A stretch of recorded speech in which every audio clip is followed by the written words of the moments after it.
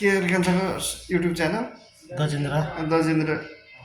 त्यसमा चाहिँ सबैजनाले लाइक सब्सक्राइब कमेन्ट गरिदिनु होला सबैजनाले गरिदिनु होला के गरिदिनु मामा सब्सक्राइब गरिदिनु त्यति हो युट्युब च्यानलमा के हो यो गजेन्द्र विक लेखेको मामाले त सब्सक्राइब गरिदिनु दसैँ पनि दसैँ धेरै नजाने हालका मामा भन्छ दसैँ छेका मिल्छ मिठो रोटी खाने म नखाने कति साह्रो हलाउनु भएको त नि अनि बाँदरले हल्ला मेरोमा सब्सक्राइब गर्नु पर्यो नि त अनि ल ठिक छ ईदको एकदम चलिरहेछ चकाचक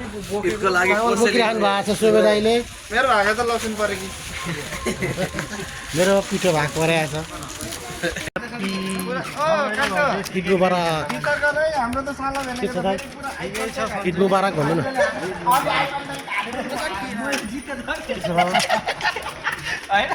बोलाउनु बोलाउनु पर्ने थियो नि त मदन यता हाई गरिदिउँ न यता ल हाई ईद मुबारक भनिदिउँ न ईद मुबारक कहाँ जान आँटेको र हामी ठिक छ आज के खाने रोटी होइन चोइ रोटी सेल रोटी ल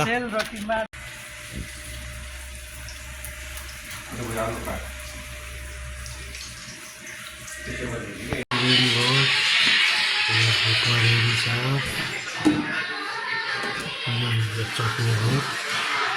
त्यस्तै छ है मोमो चलाएर राख्नु भएको छ दाइले रोटी बनाएर राख्नु भएको छ दाइ के छ अब लग सकिन आँट्यो होइन 3 लाखमा सकिन्छ होला नि होइन